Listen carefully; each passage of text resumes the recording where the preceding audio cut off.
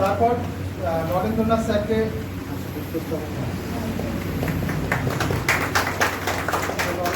বলিলাম।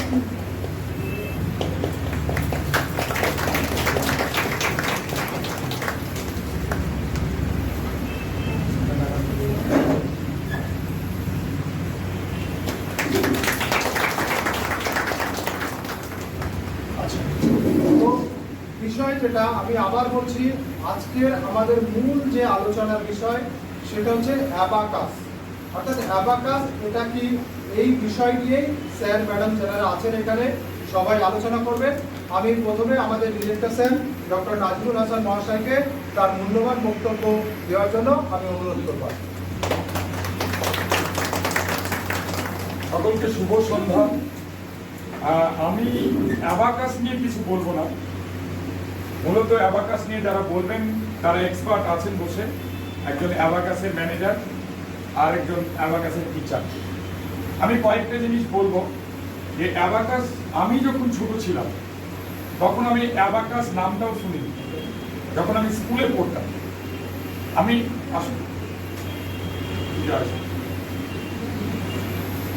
এখন আপনারাই জানেন সোনারপুরেই নানা রকম অ্যাবাকাসের কথা শুনেছেন। আমি বেলঘরিয়াতে থাকি।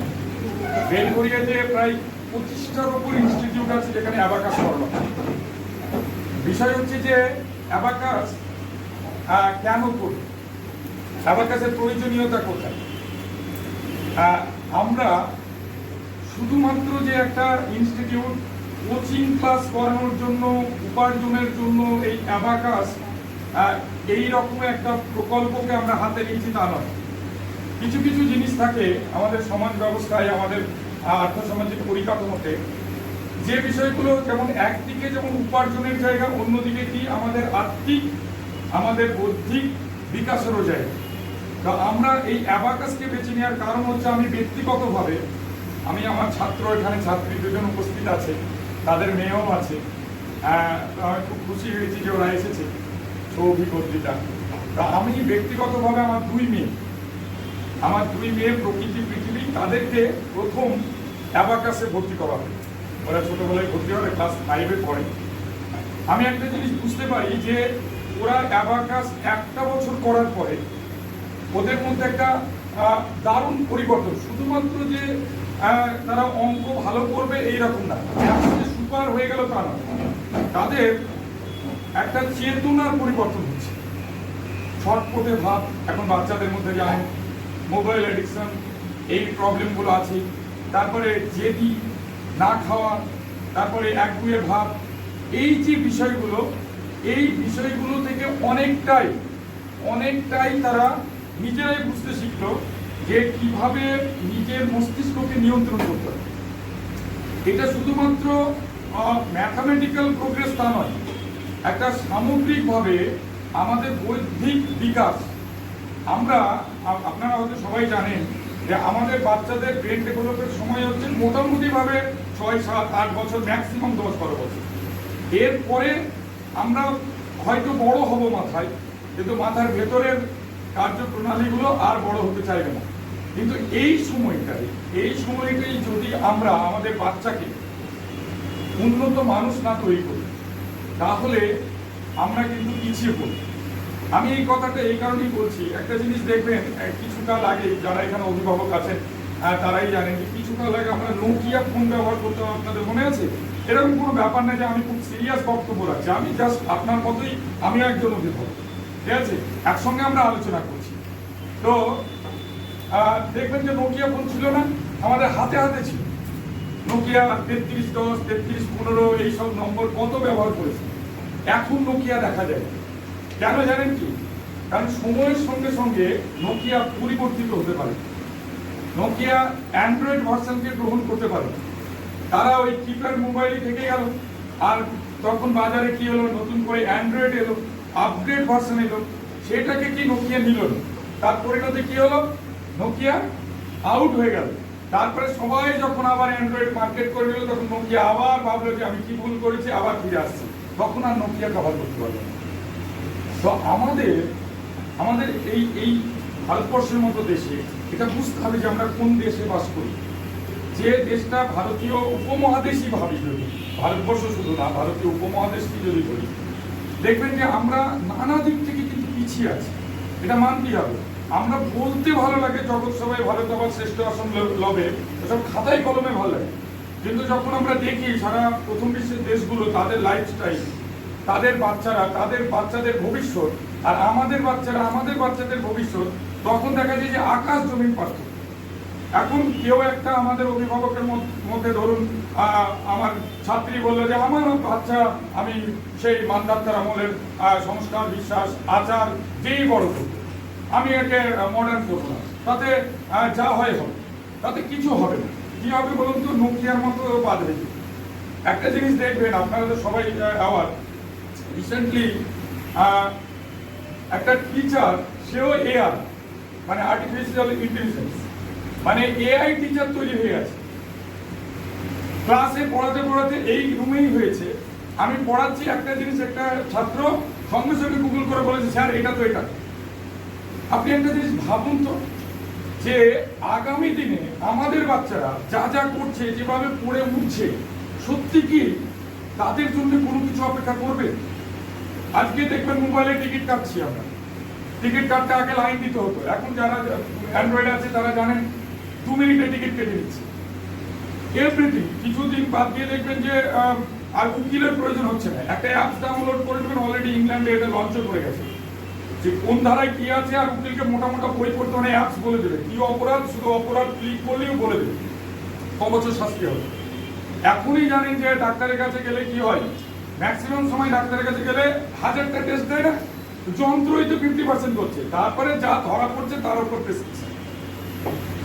আগামী দিনে যদি এই তথ্য প্রযুক্তির যুগে দাঁড়িয়ে, মানে ল্যাপটপ, কম্পিউটার, অ্যান্ড্রয়েডের যুগে দাঁড়িয়ে, এআই এর যুগে দাঁড়িয়ে আমাদের বাচ্চারা যদি সময়ের সঙ্গে তাল মিলিয়ে যদি না এগিয়ে যেতে পারে, তাহলে আমাদের বাচ্চারা কি হবে? আমাদের বাচ্চারা আমাদেরই মতো হয়ে থাকবে, আর যারা শাহরুখ খান, অমিতাভ বচ্চন, তাদের বাচ্চারা শাহরুখ খান, অমিতাভ বচ্চন হবে। ওরা কি গড গিফটেড? ওরা কি আলাদা গ্রহ থেকে এসেছে? কিন্তু দেখবেন তাদের বাচ্চারা কি করে সবাই ট্যালেন্টেড বেরোচ্ছে। ব্যাপারটা কি তাই? আসলে যাকে যেভাবে গ্রুমিং করা হচ্ছে, যার যে বাচ্চাকে ছোটবেলা থেকে যা দেখানো হচ্ছে, এখন ধরুন আমি আমার ওয়াইফ দুজনে মিলে 3 রাত মোবাইল ঘাটছি, তাহলে আমার বাচ্চা কি শিখবে? মোবাইলই ঘাটবে, খুব ন্যাচারাল ব্যাপার। যদি দেখেন যে বাড়িতে রান্না বান্নার খুব একটা আয়োজন আছে, বাচ্চারা কি খেলবে? রান্নাবাটি খেলবে। যদি আপনি বই নিয়ে বসেন, বাচ্চারা কি দেখবে? বই নিয়ে বসেছে। আমি প্রতিদিন সকালে আমার পেপার পড়াও, আমার বাচ্চারাও দেখি যে এখন পেপার পড়ে, ওরাও ওদের মধ্যে পছন্দের জায়গায় দেখে, ওরাও পেপার উল্টাতে পারে। তার মানে কি, যা দেখবে বাচ্চারা তাই শিখবে। অর্থাৎ আমরা প্যারেন্ট, যারা অভিভাবকরা, তারাই কিন্তু আসল, বাচ্চারা কিছু না। আমরা যদি অ্যাওয়ার না হই, আমাদের বাচ্চাদের ভবিষ্যৎ খুব কঠিন একটা সময়ের মুখোমুখি হবে। আজকে বড় লোকের ছেলে মেয়ে বড় লোক হচ্ছে, গরিবের ছেলে মেয়ে গরিব হচ্ছে, মধ্যবিত্ত হয় দালালি করে কোটিপতি হয়ে যাচ্ছে, আর না হলে পারে গরিব হয়ে যাচ্ছে, মধ্যবিত্ত তো লুপ্তপ্রায়। তাহলে আমরা যদি এই মুহূর্তে দাঁড়িয়ে যদি আমরা আমাদের বাচ্চাদের ভবিষ্যতের কথা না ভাবি, আমরা যদি আমাদের মানদাত্তার আমলের হচ্ছে সেন্টিমেন্ট নিয়ে যদি আমরা চলি, আর যদি বলি ডোন্ট কেয়ার, ডোন্ট কেয়ার করলে আমি চলে যাবো পৃথিবী থেকে, আমার বাচ্চাটা যতদিন বেঁচে থাকবে পৃথিবীতে থাকবে, তাকে চুজতে হবে, লড়াই করতে হবে। এখনই জানেন যে একটা কর্পোরেট হাউসে টিকে থাকা কত কঠিন, কত জবলেস। কিসের জন্য? কম্পিউটারের জন্য, এআই এর জন্য। আগে আপনারা দেখতেন যে কল সেন্টারে কল করতো কি কোনো মহিলা, এখন দেখবেন কম্পিউটারের। আপনাদের এখানে সিএসসি আছে, সোনারপুরে সিএসসি নেই, ওয়েস্ট বেঙ্গল কান্ট্রি। সিএসসি কে এখন কল করে কি বলুন তো? এআই। আমি কিন্তু তার সঙ্গে কথা বলছি, এরকম না যে 1 2 প্রেস করতে হচ্ছে, ওদেরকে আমি কথা বলছি, ওরা রিপ্লাই করছে। মানে কল্পনা করতে পারছেন আমাদের বাচ্চাদের জব কোথায় থাকবে? একটা জিনিস মনে মনে ভাবুন তো, যে এই যে আর্টিফিশিয়াল ইন্টেলিজেন্স বলুন, এই যে তথ্য প্রযুক্তি বলুন, এরপরে মানুষের ভ্যালুটা কোথায় থাকবে? একটা জিনিস ভেবেছেন?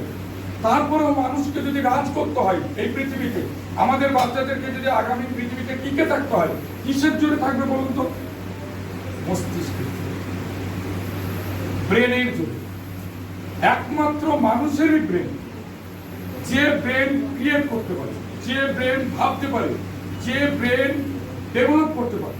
তাহলে যদি আমরা উন্নত মানুষ না তৈরি করি, আজকে অ্যান্ড্রয়েডের যুগে দাঁড়িয়ে যদি আমরা কিপ্যাডের মোবাইল নিয়ে চলি, তাহলে আমাদের বাচ্চার ভবিষ্যৎ সুনিশ্চিত হবে না। আজকে হয়তো আমার কথা আপনাদের কারো কারো মনে হতে পারে যে ডায়লগ, কিন্তু একটা দিন না, আর 5 বছর পরেই বুঝতে পারবেন যে জগৎ জীবন আমূল পরিবর্তন হয়েছে, রাতারাতি পরিবর্তন হয়েছে। আপনারা দেখছেন না, এই যে ফেসবুক হোয়াটসঅ্যাপে দিন রাত কি দেখছেন, এগুলোই রাতারাতি। অলরেডি হোয়াটসঅ্যাপে দেখবেন এআই একটা অপশন চলে এসেছে। আপনার যদি কোনো কিছু মনে হয় ওখানে আপনি ডায়াল করুন, আপনাকে 10টা অপশন দেবে।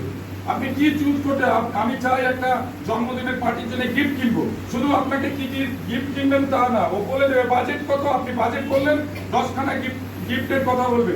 10খানা গিফটের কথা শুধু বলবেন না, কোন সাইটে পাবেন সেই সাইটের লিঙ্ক দিয়ে দেবেন। তাহলে আপনি ভাবুন তো আমাদের বাচ্চারা কি করবে? খাতা পিছবে আগের মতো? কেরানি হবে? আছে কেরানিরা প্রয়োজন আছে? কিচ্ছু নেই। আমি আমার বাচ্চাদেরকে দেখেও তো বুঝতে পারছি যে আমাদের বাচ্চাদের ভবিষ্যৎ কিন্তু কঠিন। কেন? কারণ আমরা যারা উচ্চ মধ্যবিত্ত, মধ্যবিত্ত, নিম্ন মধ্যবিত্ত বা নিম্নবিত্ত, তাদের তো ওই রকম ক্যাপিটাল নেই যে আমার বাচ্চাদেরকে কি করবে, একটা বিরাট ক্যাপিটাল দিয়ে তাকে একটা বিরাট বিজনেস ইন্ডাস্ট্রিতে বসিয়ে দেবো, তাও সেটা চালানো করবে। তার জন্য কি লাগবে? উন্নত মস্তিষ্ক লাগবে, বিজনেস নলেজ লাগবে। আজকে দেখবেন যে আমাদের আশেপাশে যে সমস্ত ছোটখাটো দোকানগুলো ছিল এখন অনেক চলে না। কেন চলে না? কারণ আমরা শপিং মল যাই, ঝাঁচকচকে হচ্ছে একটা ব্যবস্থাপনা। আপনি খেয়াল করে দেখবেন যে কোনো শপিং মলে যদি দীর্ঘদিন যান, তাহলে দেখবেন যে মাঝে মাঝেই ওরা ওদের পজিশনগুলো চেঞ্জ করে। কিসের জন্যে? আপনি দেখবেন যে কিনতে গেছেন হয়তো ম্যাগি, কিন্তু আপনি জামা কাপড় এক গুচ্ছ কিনে নিয়ে চলে আসছেন শুধু ম্যাগি কিনতে গিয়ে। কেন? এটাই হচ্ছে মস্তিষ্কের খেলা। আপনি নিজেও জানেন না যে ওই শপিং মলটা একটা এমন বিজনেস প্ল্যানিং, এমন মাথা দিয়ে তৈরি করা হচ্ছে যে আমরা মধ্যবিত্তরা ওখানে গেলে আমাদের মাথা ঠিক রাখতে পারি, এটা নেবো, ওটা নেবো, ওটা কিনবো। তারপরে আমরা যখন বাড়ি আসি তখন ভাবি যে হাই কি করলাম, সব টাকা খরচ হয়ে গেল। আমরা এভাবে কতদিন? আমরা হয়তো আমাদের জেনারেশনটা, আমরা যারা অভিভাবক, আপনারা যারা বসে আছেন, আমিও তো আপনাদের বাচ্চাদের মধ্যে তো আমার বাচ্চা, আমাদের জেনারেশনটা হয়তো পার হয়ে যাবে, কিন্তু ওরা কি পার হতে পারবে? কোনোদিন পারবে না। আজকে লিখে নিন যে এই বাচ্চাগুলোর ভবিষ্যৎকে সুনিশ্চিত করতে গেলে এদেরকে আপডেট ভার্সন হতে হবে, এদেরকে উন্নত মানুষ হতে হবে, মানুষের উন্নত ভার্সন হতে হবে। এটা আপনারা বিশ্বাস করেন তো? এই এখন যেখানে যা যা দেখছেন, মনে হয় না যে আমাদের বাচ্চাদেরকে উন্নত মানুষ না হলে টিকতে পারবে না? আছে এখন সিকিউরিটি গার্ডেরও প্রয়োজন হবে না কদিন বাদ। কেন বলুন তো? রোবটকে দাঁড় করিয়ে দেবে। এখন তো দেখছেন যে আমাদের বাচ্চাগুলো, আমাদের ভাই বোনগুলো সব ওই জোম্যাটো হচ্ছে ডেলিভারি বয় আছে, কদিন বাদ দিয়ে দেখবেন ড্রোনে দিচ্ছে। তখন তাদের কাজ কে করবে? ড্রোন করবে। একটা নির্দিষ্ট টাইমে তার ব্যালকনিতে খাবার দিয়ে চলে যাবে। অলরেডি বিদেশে শুরু হয়ে গেছে। তাহলে আপনি ভাবুন আমাদের বাচ্চারা কি করবে, তারা কি কাজ করবে? আপনি ভাবছেন যে আপনার বিরাট বড় বিজনেস আছে, থাকবে না, কারণ ওই বিজনেসকে গ্রাস করার জন্য কারা আছে? আরো বড় মুনাফা করবে। সারা পৃথিবীর একটা বড় অর্থ খুব লিমিটেড পার্সনের কাছে আছে। সারা পৃথিবীর অর্থের হচ্ছে 80% আছে মাত্র 20% মানুষের কাছে। মানে কল্পনা করতে পারছেন? এখন মনে মনে বলছেন যে এটা তো আনফেয়ার, সবারই কাছে সমান থাকা উচিত। একটা আমি নাম বলছি না, একজন বিদেশি সমাজতত্ত্ববিদ, তিনি বলছিলেন যে যদি পৃথিবীর সমস্ত অর্থ সব মানুষের মধ্যে সমানভাবে ডিস্ট্রিবিউট করে দেওয়া হয়, 10 বছর, 15 বছর, 20 বছর পরে যাদের কাছে ছিল 80%, আবার তাদের কাছে 80% আসবে, আর যাদের কাছে ছিল না তাদের কাছে আবার সব হারিয়ে যাবে। কেন বলুন? কারণ ওরা মাথা নিয়ে বসে আছে, আমাদের মতো আর খাতা নিয়ে চলে না। আর আমাদের আরেকটা প্রবলেম, ছোটবেলাতেই আমরা দেখেছি আমাদের বাবা মারা এগুলো ভাঙতে হবে, মিথকে ভাঙতে। সব পুরনো চেতনা চিন্তা মানেই যে সব সময় ভালো হবে এরকম মাথা থেকে বের করে দিতে হবে। সনাতন মানেই যে ভালো, প্রাচীন মানেই যে ভালো তা নয়। আবার প্রাচীন মানে খারাপ সেটাও বলছি না। যেগুলো ভালো, যেগুলো আমাদের জন্য, আমাদের বাচ্চাদের জন্য শুভ, সেগুলো আমরা গ্রহণ করব। যেগুলো আমাদের বাচ্চাদের প্রগতির ক্ষেত্রে অন্তরায়, সেগুলোকে আমরা রিজেক্ট করব। না হলে আমরা দায়ী হয়ে থাকবো এই বাচ্চাদের ভবিষ্যতের জন্য। আমাদের বাচ্চাদের ভবিষ্যৎ নষ্ট হয়ে যাবে যদি আমরা আজকে অ্যাওয়ার না হই। তার জন্যই আমরা এই অ্যাওয়ারনেস সেমিনারগুলো করছি, খুব লড়াই করে করছি। কারণ বাবা মাকে নিয়ে আসা খুব কঠিন। প্রথম দিকে দেখতেন পোলিও খাওয়ানো নিয়ে খুব সব বিজ্ঞাপন হতো, ঠিক আছে। তারপরে অমিতাভ বচ্চন এলেন, পোলিও খাওয়াতে হবে, কি অনুশাসন করছে। পোলিও কার জন্য বলুন তো? এই যে আমরা রেখেছি কার জন্য? আমাদের ভবিষ্যতের জন্য। আর এই বাচ্চা মানে কি? বাচ্চা মানে আমাদের জাতির ভবিষ্যৎ, আমাদের দেশের ভবিষ্যৎ, আমার নিজের ভবিষ্যৎ, আপনার ভবিষ্যৎ। এরাই তো দেশ। আগামী দিনে কি থাকবে বলুন তো? আমরা থাকবো। তাহলে ভারতবর্ষ বলুন, পশ্চিমবঙ্গ বলুন, আমরা বলি, আমরা কি করি? বাবা মারা সবসময় কি করি? সন্তানের মধ্যে আমাদের অপূর্ণতা পূরণ করতে চাই, তাই জোর করে ডাক্তার বানাই, জোর করে ইঞ্জিনিয়ার বানাই। ও তো আঁকতে ভালোবাসে, কিন্তু ডাক্তার হতে হবে, কারণ আমি ডাক্তার হতে পারি, তোকে হতে হবে। আমরা বানাই। ডাক্তারও সাইকেলে ঘুরবে আর বেশি দিন না।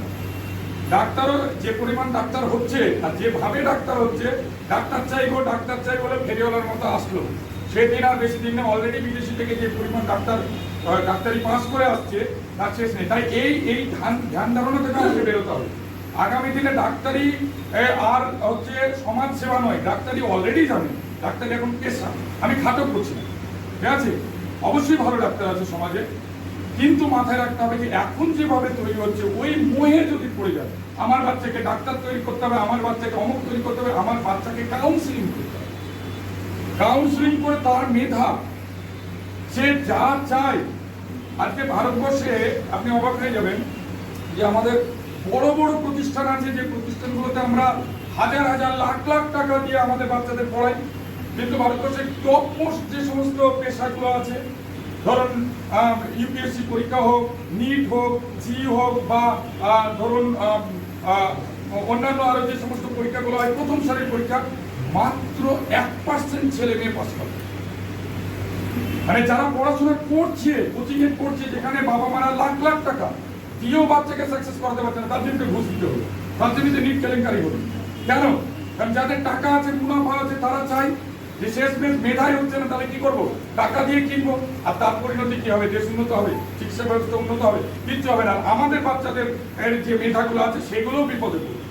তাই আমরা এমন একটা সময় এসে দাঁড়িয়েছি, যে সময়ে যদি আমরা অ্যাওয়ার না, আমরা সচেতন না হই, তাহলে আমাদের নিশ্চিতভাবে ভবিষ্যৎ কিন্তু খারাপ হবে। আজকে আমরা কি কি নিয়ে চলি, আমি একটা সুন্দর উদাহরণ দিই, আপনাদের ক্ষেত্রে হয়েছে কিনা জানি না। ছোটবেলাতে দেখতাম, আমি একটু মানে মফস্বলে বড় হয়েছে আমার স্কুল এডুকেশনটা। তো ছোটবেলাতে দেখতাম যে অনেক বাবাই তার বাচ্চাকে হাত ধরে হাঁটতে হাঁটতে বাবা বলছে বাচ্চাকে, তোর বাবার খুব কষ্টের পয়সা, ওই বড় লোকদের মতো সস্তার পয়সা নয় রে। বাচ্চাটা মাথার মধ্যে কি ঢুকছে? তার মানে কষ্ট করলেই সেটা ভালো পয়সা, পয়সা বেশি হওয়াটা ভালো লাগে। তার ওই যে সাইকোলজিক্যাল গুণ ওই বাচ্চাটাকে ভবিষ্যতে নষ্ট হবে। আমরা বলি না, কাজ করে যা, ফলের আশা করিস না। চলবে? একটা কর্পোরেট হাউসে আমাদের বাচ্চাকে পাঠিয়ে দিন, ও কাজ করে যাবে, ফলের আশা করবে না, তার প্রোগ্রেস হবে না, বেতন পাবে না, কাজ করবে। বাচ্চাদেরকে প্রথম থেকে ভুল শেখাচ্ছে, প্রথম থেকে। আর এটার মজাটা কে নেয় বলুন তো? এই যে সংস্কার দিয়ে আমরা বড় করছি, এর মজাটা কে নেয়? কর্পোরেট হাউস, যাদের মুনাফা আছে। তারা কি করে? যে মধ্যবিত্ত সাধারণ পরিবারের সন্তান, এর একটা সেন্টিমেন্ট আছে, অতএব এ কি করবে? এ বিক্রি করবে না, এ ফলের আশা করবে না, একে অল্প টাকা দিয়ে 5,000 টাকা দিয়ে এখানে পুষবো, আর এই বাচ্চাটা ট্যালেন্টে আমেরিকাতে কি তখন 5 লাখ টাকা পাচ্ছে। কেন এই বৈষম্য? কেন? তার কারণ হচ্ছে আমাদের মাইন্ডসেট। আমরা যদি আমাদের বাচ্চাকে সেভাবে যদি গ্রুম না করি, আজকে ডেটে যদি আমাদের বাচ্চারা এভাবে না ভাবতে পারে, তাহলে ভবিষ্যতে কিন্তু আমাদের বাচ্চারা পড়ে হয়ে থাকবে। পড়ে বোঝেন? দাবার ঘরে কোনোদিন রাজা মন্ত্রী নৌকো হতে পারবে না। আর ওই শাহরুখ খানের ছেলেরাই শাহরুখ খান হবে, আর আমরা হাততালি দেবো, তার ছবি পোস্ট করবো, এটা নিশ্চিত। তাই আজকে যদি আমরা একটা উন্নত মানুষ গড়ার জন্য, সে শুধুমাত্র সফল হবে এরকম নয়, সে একটা উন্নত সার্বিকভাবে মানুষ হবে। একটা ধরুন কেউ একজন ইঞ্জিনিয়ার হয়ে গেছে, আর গার্লফ্রেন্ডকে টুকরো করে ফ্রিজে রাখছে, খবর হয়েছিল, আমি এমনি বলছি, জানেন? তাহলে তার পেশাগতভাবে, তার জীবিকাগতভাবে সে উন্নত মানুষ, কিন্তু সামাজিকভাবে, পারিবারিকভাবে সে একটা মানুষ, অমানুষ, পশু। তাহলে এটাও তো মানুষ নয়। তাই শুধুমাত্র আমি আমার বাচ্চাকে একটা চাকুরে বানাবো, একটা শুধুমাত্র ডাক্তার ইঞ্জিনিয়ার বা বড় কিছু বানাবো, আর বাবাকে বৃদ্ধাশ্রমে দিয়ে এলো, মাকে ফেলে দিয়ে এলো, চিকিৎসা করলো না, এটাও তো বাজে মানুষ সব। এমন একটা ব্রেন ডেভেলপের কথা ভাবতে হবে যেখানে বাচ্চারা এই দুটো বিষয়ই উন্নত হয়, যাতে তারা একাডেমিক পড়াশোনাতে যেমন উন্নত হবে, আবার পাশাপাশি ক্রিয়েটিভ জায়গাও যাতে উন্নত হয়, এবং সার্বিকভাবে আমাদের বাচ্চার যদি এই দুটো জায়গায় উন্নত হয়, তাহলে আমাদের বাচ্চারা আগামী দিন একটা সামাজিক ভালো মানুষ হবে। আবার পাশাপাশি কি হবে, তারা তাদের কর্মক্ষেত্রেও জায়গা পাবে। আর একটা বিষয়, যদি আমাদের বাচ্চাদের উন্নত মস্তিষ্ক হয়, তাহলে এই যে তথ্য প্রযুক্তির যুগে, এআই এর যুগে, রোবোটিক অ্যাপসের যুগে, গুগলের যুগে আমরা আমাদের বাচ্চারা টিকে থাকতে পারবে। কিন্তু একটা সময় ধরুন এরা বড় হয়ে গেল, 14 বছর, 15 বছর, 18 বছর এগুলো আর পারবে। ধরুন ঠাকুর বানাই, আপনারা কখনো পাড়ায় দেখেছেন কুমোরটুলি বা এরকম জায়গায়, তো ধরুন ঠাকুরটা যখন কাদা দিয়ে বানানো হচ্ছে, তখন যদি নাকটা যদি একটু বেঁকে যায়, তো কাদা তো তখন সুন্দর করে যিনি শিল্পী তিনি সুন্দর করে ঠিক করে দেন। একটু মুখটা যদি তুবড়ে যায়, ঠিক করে দিতে পারা যায়। কিন্তু ধরুন ঠাকুরটা বানানো হয়ে গেছে, শুকিয়ে গেছে, এবার মনে হলো যে নাকটা একটু বাঁকা বা গালটা একটু তুবড়ে গেছে, ঠিক করবো, ঠিক করতে গেলে কি হবে বলুন তো? ভেঙে যাবে। মানে ভেঙে যাবে। আমাদের এই যে এরা এখন কি সব তেলবো কোমল, এরা কাদার মতো, এখন যে শেপ দেবেন এরা সেই শেপ পাবে। কিন্তু একটু বয়স হয়ে গেলে তারপরে আর শেপ দিতে গেলে কি হবে, ভাঙবে। আমরা আমাদের বয়সে এখন আমরা বলে না বন্ধুরা কেমন আছিস, তখন আমরা বলি মোটামুটি আছে, মানে আমরা ভাঙছি তো, ভাঙলে কি আর মোটা মোটা মাটি, তাই না? আরো কিছুদিন পরে আর একটু বয়স হবে, তখন কি বলে একদমই মাটি, মানে গুড়িয়ে যাবো। তো এদের এখন যে সময়টা, সেই সময়টা হচ্ছে এই পেলবো কোমল, এখন যা শেপ। আর এর জন্য এরা নয়, আমরা যারা অভিভাবক এখানে বসে আছে, আমারও তো দুটো মেয়ে আছে, তাদের কিন্তু সচেতন হতে হবে। আমরা দেখুন, আমরা এমন কিছু পারবো না, এখন রাতারাতি তো আদানি আম্বানি হতে পারবো বলুন, আমরা তো পারবো না। কিন্তু আমাদের হাতে কি আছে? আমাদের হাতে এই বাচ্চাগুলোর ব্রেন ডেভেলপের উপায় আছে। আমরা এই বাচ্চাগুলোকে কিভাবে ইউটিলাইজ করি, এই বাচ্চাদেরকে আরেকটা জিনিস, আমাদের প্যারেন্টদেরকেও সচেতন হতে হবে। এখন যদি আমি ধরুন একটা বাচ্চা ভুল করেছে, কোনো অন্যায় করেছে, গিয়ে এই চোটপাট করে তাকে আছাড় মেরে, চড় মেরে, তাকে চুল টেনে গালিগালাজ দিয়ে যদি আমি তাকে রেখে দিই, তাকে দমিয়ে রাখি, তাহলে কি হবে? একটা জিনিস মাথায় রাখবেন যে বাচ্চাকে যদি আমরা বকি, মায়ের বকা তো একটা লেভেল পর্যন্ত চলে, বাবা বা অন্য কেউ বকলে সে বাচ্চা শেষ, ঠিক আছে? কারণ মায়েদের একটু কোনো কোনো সময় অল্প বিস্তর বকতে হবে, কিন্তু সেটাও একটু মার্জিনালি করতে হবে, একদম লিমিট ক্রস করে। আপনারা অবাক হয়ে যাবেন, এটা আমার কথা না, আপনারা পড়াশোনা করলে বা গুগল করলে যে দেখতে পাবেন যে একটা বাচ্চাকে যদি আপনি ক্রমাগত যদি বকেন, তাহলে ওই বাচ্চার কমিউনিকেশন স্কিল কমে যাবে। কমিউনিকেশন স্কিল কমে যাওয়া মানে বুঝতে পারছেন? এই যে আজকে আমাদের গোটা গ্লোব পৃথিবী কি নিয়ে চলছে বলুন তো? কমিউনিকেশন স্কিলের উপরে। যে গ্লোবালাইজেশন বলে যে শব্দটা আবিষ্কার করেছে আমরা, বিশ্বায়ন, এটা কি? এটা সারা পৃথিবীটাকে একটা গ্রামে পরিণত করে নিয়েছে। সবাই সঙ্গে সবাই সঙ্গে সবাই যোগাযোগ করতে পারি, একটা ক্লিকে আমরা আমেরিকা, ইউরোপ সব ঘুরে চলে আসতে পারি, তাই না? আসলে এই যে এই স্কিলটাই, তার মানে আমরা কোন ছোটবেলাতে আমরা আমাদের অজান্তি নষ্ট করছি, আমাদের বাচ্চাদের চেঁচিয়ে, মাথা গরম করে, পিটিয়ে। শুধু তাই নয়, যদি ক্রমাগত 4 বছর 5 বছরের কম বাচ্চাকে যদি আছাড় মারা হয়, তাকে চুল ধরে টানা হয়, শুধু কমিউনিকেশন স্কিল না, আরো ভয়াবহ হবে, তার কনফিডেন্স লেভেল লো হবে, ও নিজে থেকে কিছু করতে পারবে না, সারা জীবন মা বাবাকে ভয় পাবে, অভিভাবককে ভয় পাবে, এবং সব সময় মা বাবা মাম্মাস বয় হয়ে থাকে। আর ওই ধরনের বাচ্চাগুলোকে আমরা কলেজ বিশ্ববিদ্যালয়ে কি বলি? মাম্মাস বয়। আর রবীন্দ্রনাথ ঠাকুর কি বলেছে যে এরাই হচ্ছে কি মাতৃ লালিত পত্নী চালিত। রবীন্দ্রনাথ ঠাকুর নরনারী প্রবন্ধে বলেছে। তার মানে কিসের জন্য এটা হয়? ব্যক্তিত্ব লস হয়ে গেছে, সেই জন্যে যে মা বাবা যত বাচ্চাকে টাইট করে বড় করে, সেই বাচ্চাটাই ভবিষ্যতে বউ এলে দেখবেন ছেলে যদি হয় তাকে বেশি করাপ করে। তার কারণ কি? ঠিক এই কারণেই, কারণ ওর মধ্যে কনফিডেন্স লেভেল লো হয়। এটা বিজ্ঞান, এটা আমি বলছি তা নয়।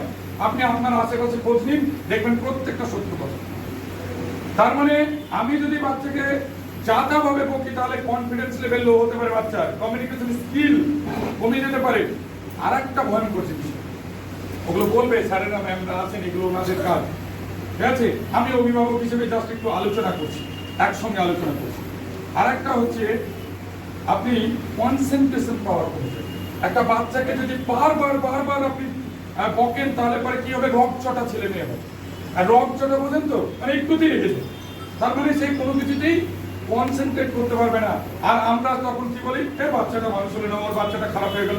এগুলো ছোট ছোট কারণ আছে, এবং আমরা অজান্তি এইগুলো ঘরের মধ্যে করছি। তাই আমাদের প্যারেন্টিংটা খুব প্রয়োজন, আমাদের বাবা মাদের অভিভাবকত্বটা খুব সুন্দর হওয়া দরকার। আর এই কাজটা আমরা কিভাবে করতে পারি, ফাইন অ্যাবাকাস, সেটা সুন্দরভাবে আমরা চেষ্টা করব। অ্যাবাকাস একটা মাধ্যম, শুধু অ্যাবাকাস নয়। আমরা আমাদের বাচ্চাদের ডেভেলপ করার জন্য আমাদেরকে আরো অ্যাক্টিভিটিসের মধ্যে যুক্ত হবে। আজকে ভাবুন তো, যে অ্যাবাকাস কত প্রাচীন একটা স্কিল, যেটা আমাদের দেশে এই তো কবে, এই ধরুন 15-20 বছর আগে বা 20 বছর আগে বা 25 বছর আগে অ্যাবাকাস আমাদের দেশে চালু হয়েছে। কিন্তু এটা একটা প্রাচীন পৃথিবীর একটা স্কিল, যে স্কিলটা আজকে আমরা এতদিনে পাচ্ছি আমাদের ভারতবর্ষে বা ভারতীয় উপমহাদেশে, আজকে আমরা ব্যবহার করছি। আজকে সোনারপুরে ধরুন শুনলাম, আমার ছাত্রই বলছিল যে এখানে 2-3টে জায়গায় অ্যাবাকাস করে, আপনারাও জানেন, ঠিক আছে?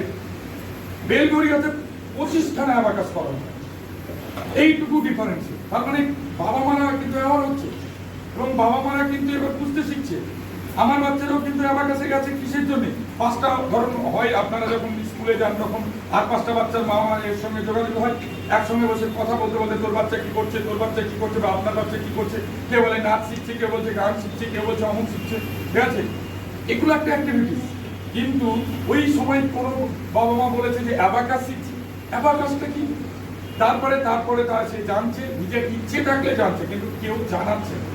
তাই আমাদেরকে এটা ফিউচার এডুকেশন, যেটা আমরা অনেক পরে এই এডুকেশনের সঙ্গে যুক্ত হচ্ছি। আর এই এডুকেশন গুলোকে যত বেশি আমরা নেব, বৈদিক ম্যাথ বলুন, অ্যাবাকাস বলুন, ঠিক আছে? চেস, আগের দিনে বাবা মারা বকতো চেস খেলে, ঠিক আছে, টাইম নষ্ট করছিস, কিন্তু এখন ব্রেন ডেভেলপের জন্য চেস একটা অ্যাক্টিভিটিস। চেস দাবা খেলা একটা অ্যাক্টিভিটি। এটা কোথাও এর জন্য আবার এই অ্যাবাকাসের সঙ্গে অ্যাড করা। তার মানে কিসের জন্য এই লড়াইটা? কেন? এই বাচ্চাগুলো যদি শুধু ডিগ্রি নেয়, শুধুমাত্র কাগজের টুকরো হয়ে থাকবে। আপনি বলুন তো, আজকে আমি MA, MPhil, PhD, doctorate degree নিয়ে আমি যদি না পড়াতে পারি, আমি যদি বলতে না পারি, আমাকে কেউ রাখবে কোনো বেসরকারি জায়গায়? কি দেখে রাখবে? আমার মুখ দেখে? আমার স্কিল দেখে যদি আমি ভালো পড়াতে পারি, তবেই আমাকে রাখবে, না হলে বের করে দেবে, লাথি মেরে বের করে দেবে, কেউ রাখবে না। আর যারা বেসরকারি দিকে কাজ করেন তারা এটা খুব ভালোভাবে বোঝে, যে একটা বেসরকারি সেক্টরে যে মুখ দেখে রাখবে, আসলাম আর হাসলাম আর টাকা নিয়ে চলে গেলাম, ও হয় না। যে রিসেপশনিস্ট ওখানে হাসছে, শুধু হাসির জন্য পয়সা পায় না, ওকে দেখবেন ম্যানেজ করতে হচ্ছে কত। আগে ছিল প্রথম খুব সরকারি চাকরি, এখন আর নয়, এখন এইসব নেই। তাই স্কিল ডেভেলপ করতে হবে। স্কিল ডেভেলপ করতে গেলে আমাদের বাচ্চাকে এখন থেকে ব্রেন ডেভেলপ করতে হবে। ব্রেন যদি অনুন্নত হয়, স্কিল কি করে ডেভেলপ হবে? তাই ব্রেনকে কিভাবে আমরা ডেভেলপ করব, এক্ষেত্রে অ্যাবাকাস কিভাবে, অ্যাবাকাস টুলসকে ব্যবহার করে অ্যাবাকাস যে ম্যাথমেটিক্যাল স্কিলকে বাড়ানোর যে চিন্তা ভাবনা, সেটা কিভাবে করতে পারে, এই বিষয়ে আপনাদের খুব সুন্দরভাবে বাকি দুজন বক্তা বলবে। আমি আমার গলায়, আমার ভঙ্গিতে যদি কোনো ত্রুটি হয় আপনারা মার্জনা করবেন। আমি আজকে আমার বক্তব্য এখানে শেষ করব।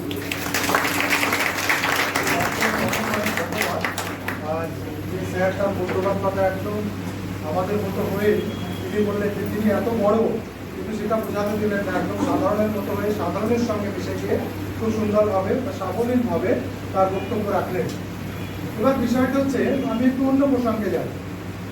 আমরা দেখেছি, আমিও পড়াই, এরা আছে সামনে সব, তো এরা বলে যে দাদা জানো তো, যখন রাতের বেলা বই পড়তে বসি তখন না বই দেখলেই ঘুম পায়। তো আমি তখন ওদের বলি যে বই তাহলে হয়তো মনে কর যে কেউ হয়তো ঘুমের ওষুধ ওখানে লাগিয়ে দিচ্ছে, সেই জন্য হয়তো ঘুম পায়। কিন্তু যখন তোরা ফোন কাটিস, ভাব ঘুম পাচ্ছে তো ফোন টানে, কখন 9টা থেকে 1টা বেজে যাবে তখন কিন্তু সেটা বুঝতে পারবে তখন ঘুমটা কোথায় চলে গেল। তো বলছে ঘুমটা কোথায় চলে গেল সেটাও তো বুঝতে পারলাম না, তার মানে ফোনটার মধ্যে কিছু ছিল। তো আমি তখন ওদের বুঝাই, যদি ফোনটার মধ্যে কোনো আনন্দদায়ক জিনিস থাকে তাহলে পড়ার মধ্যেও তো সেই আনন্দদায়ক জিনিসটা নিয়ে আসতে হবে, তাহলে পড়ার সময় ঘুমটা পাবে না।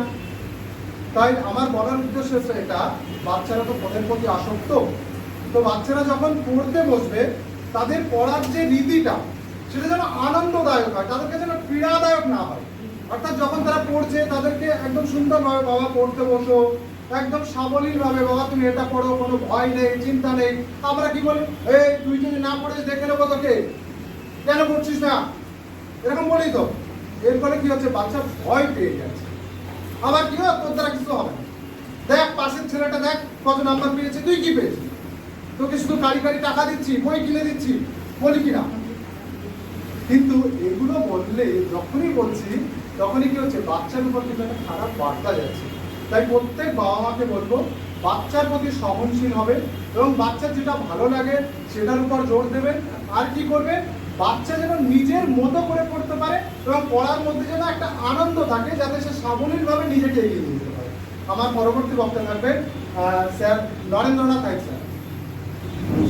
সবাইকে প্রথমে আমি আর কি নতজানু হয়ে হাত জোড়ো করে নমস্কার এই কারণে জানাচ্ছি, আপনারা যে উপস্থিত হয়েছেন আমাদের আইন আবাকাসের তরফ থেকে অনেক দিন ধরে, প্রায় দীর্ঘ 4-5 সপ্তাহ ধরে সমস্ত জায়গায় বাড়িতে বাড়িতে গিয়ে আমরা সবাইকে কনভিন্স করার চেষ্টা করেছি। আমিও গেছি, স্যারও গেছেন।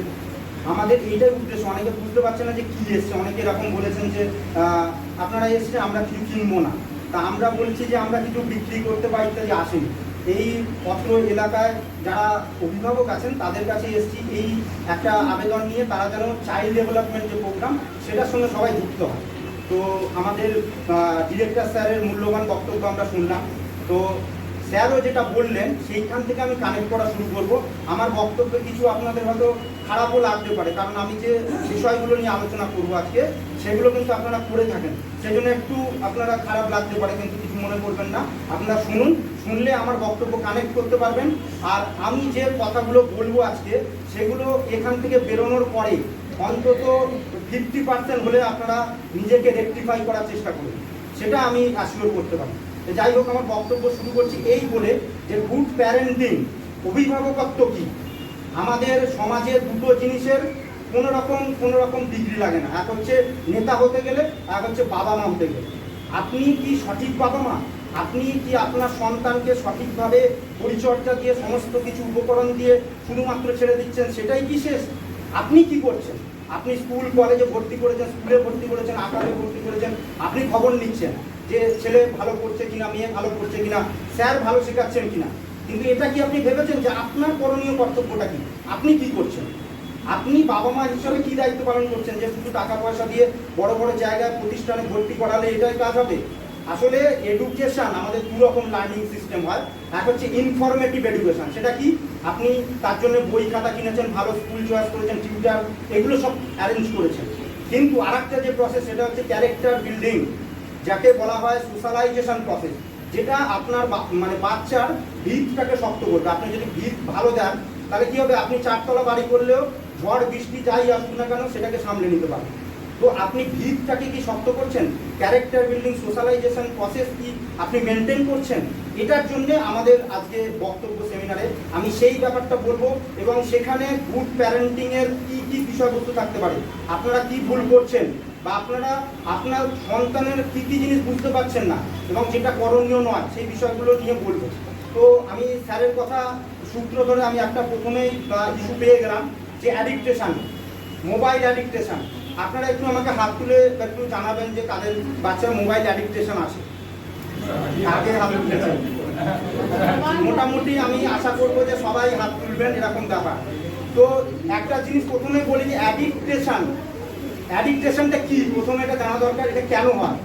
যে কোনো জিনিসের অ্যাডিকটেশন হওয়ার জন্য কি ব্যাপারটা কি হয়, আপনার বাচ্চা যদি কোনো কিছুতে অ্যাডিক্ট হয় তার মানে জানবেন ওটা ওর কাছে আনন্দ দিচ্ছে। সেই আনন্দদায়ী একটা হরমোন যার নাম হচ্ছে ডোপামাইন। সেই ডোপামাইন হরমোন ব্রেন থেকে ক্ষরিত হওয়ার ওর টাইমটা ওখানে এনজয় করছে, সেই জন্য ও বারবার ওটাকে পেতে চাইছে। যে কোনো জিনিসের অ্যাডিকটেশন হলে এই জিনিসটা কিন্তু হয়। সেইটা আপনার বাচ্চাকে কিন্তু আনন্দ দিচ্ছে। এখানে সব বাচ্চারা রয়েছে, সবার ভালো লাগে। আপনার কেন ভালো লাগে সেটা জানতে চান না, যে স্যার বলছিলেন যে বই পড়তে রাতের বেলা ভালো লাগছে না, কিন্তু মোবাইল থেকে 2-2:30 বেজে যাচ্ছে, তার মানে কি ওটা এনজয় করছে। তাহলে আমার বাচ্চা পড়াশোনাকে এনজয় করছে না, স্টাডিকে এনজয় করছে না, কিন্তু মোবাইলটাকে এনজয় করছে। তো বর্তমান পরিস্থিতিতে এই যে জিনিসটা, এটাকে বলা হয় স্ক্রিন টাইম বা স্ক্রিনিং টাইম। আপনার বাচ্চা কতক্ষণ মোবাইল দেখছে, ট্যাব দেখছে, টিভি দেখছে, এটাকে টোটালটাকে বলা হয় স্ক্রিনিং টাইম। এই স্ক্রিনিং টাইম আপনার কি ক্ষতি করছে বাচ্চা, সেটা হচ্ছে ওর যে ব্রেন ডেভেলপমেন্ট প্রসেস, সেটাকে আস্তে আস্তে স্লো ডাউন করছে। যতক্ষণ ও ওই মোবাইলের সামনে, টিভির সামনে নিজেকে রেখেছে, তাতে কি হবে, ওর ডেভেলপমেন্ট কম হচ্ছে। এবার এটা অ্যাডিকটেশনটাকে কিভাবে আমরা কমাবো, এটা হচ্ছে আমাদের বক্তব্য। এটা আপনাদের জানা দরকার, আপনারা অ্যাপ্লাই করবেন। এই যে প্রসেসটাকে, সেটা একটা প্রসেস, তো সেই প্রসেসকে আমরা সাইকোলজির ভাষায় বলি যে ব্যাট, BATS। ব্যাট মানে বি ফর হচ্ছে বোর্ডাম, বোর্ডাম মানে বোরনেস। দেখবেন বাচ্চা ভালো লাগছে না, একঘেয়েমি লাগছে, পড়াশোনা করতে ভালো লাগছে না, এটা করতে ভালো লাগছে না, ঘ্যান ঘ্যান করছে, যেটা আমরা বলে থাকি বাচ্চা। এই যখন বোর ফিল হয়, তখন কিন্তু তার ক্রিয়েটিভ পাওয়ার অ্যাক্টিভ হয়। তখন যেটা বাচ্চা করতে যায় সেটা তার ক্রিয়েটিভিটি, এবং সেখানে যদি আপনি স্ক্রিন টাইম তার মধ্যে প্রবেশ করে, তাহলে কিন্তু তার ক্রিয়েটিভিটিটা নষ্ট হচ্ছে। এটা বুঝতে হবে।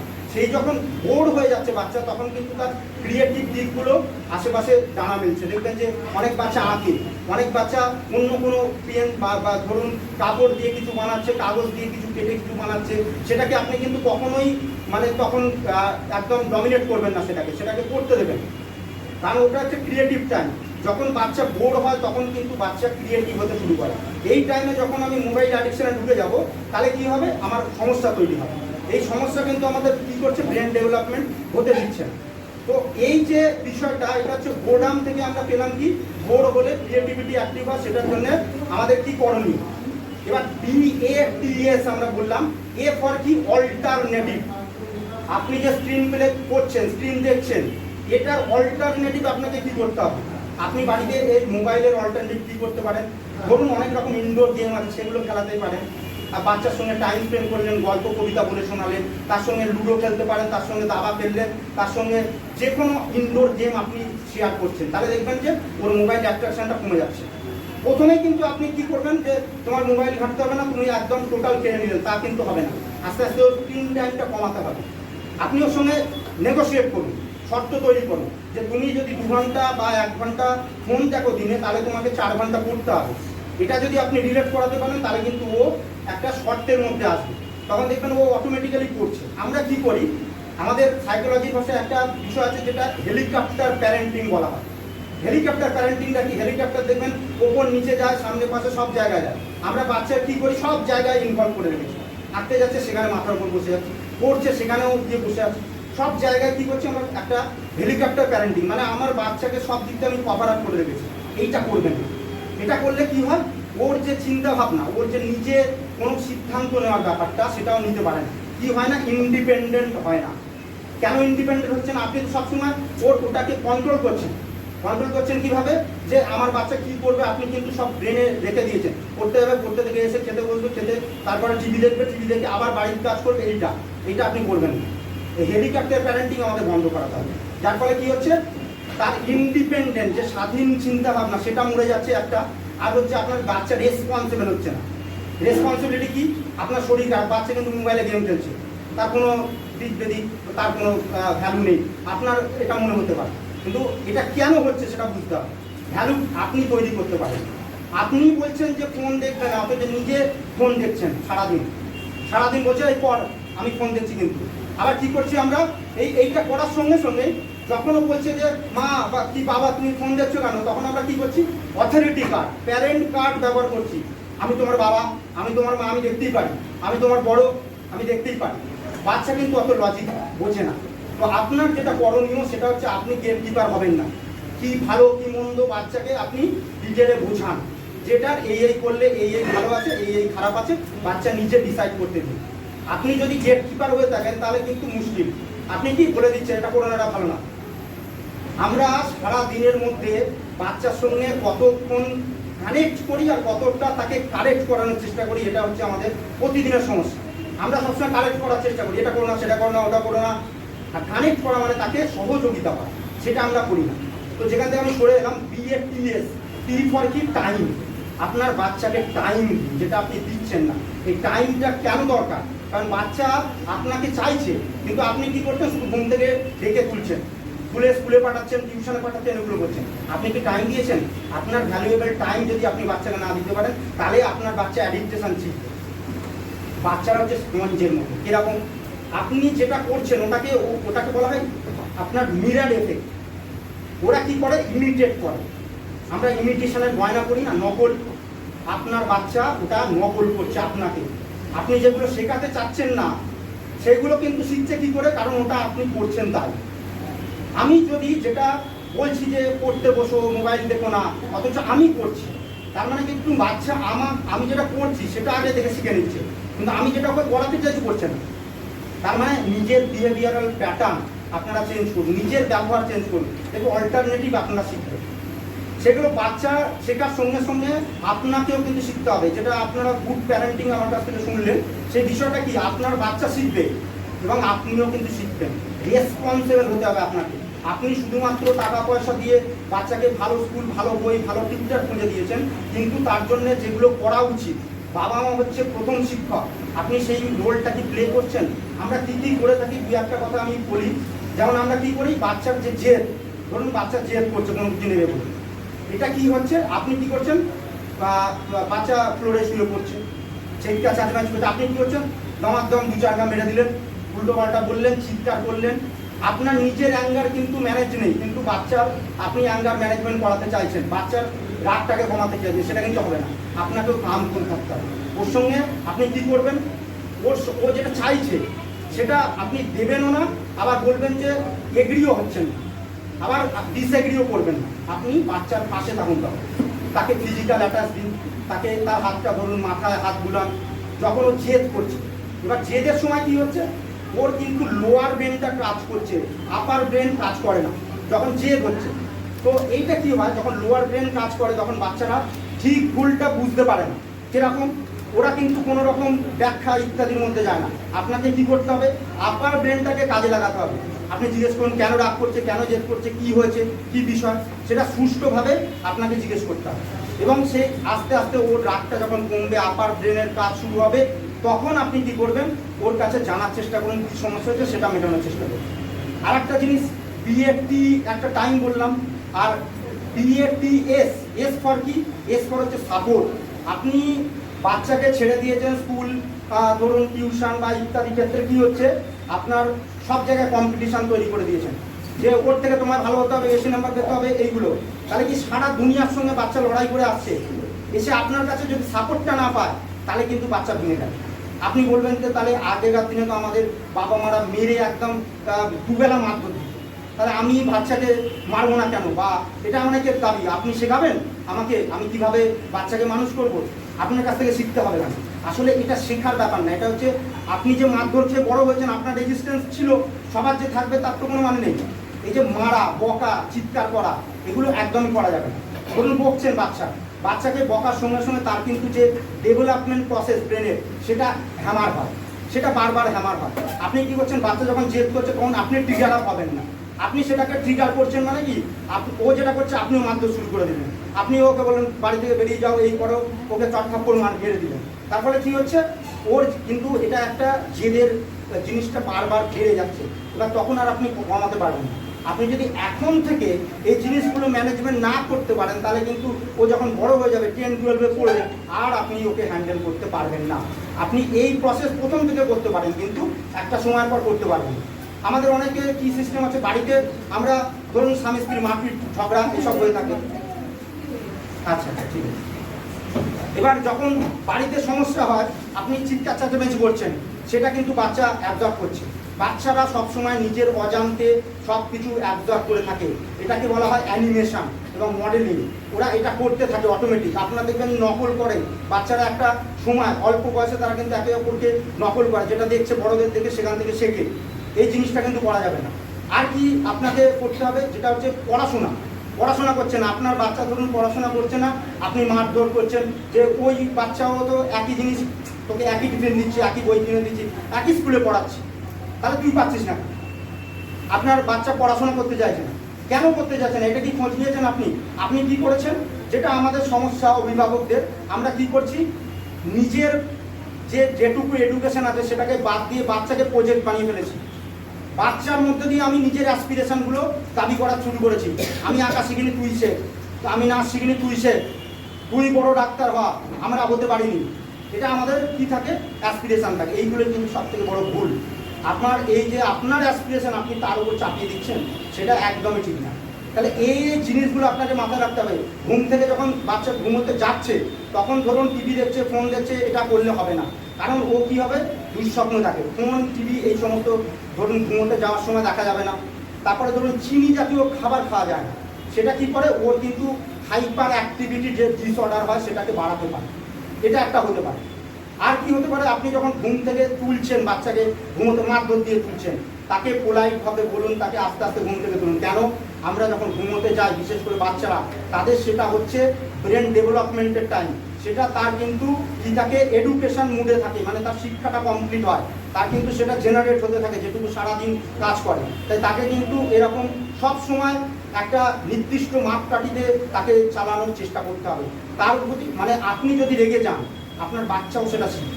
আপনার রাগটা আপনার বাচ্চা সবসময় এটা কিন্তু অটোমেটিক শিখছে।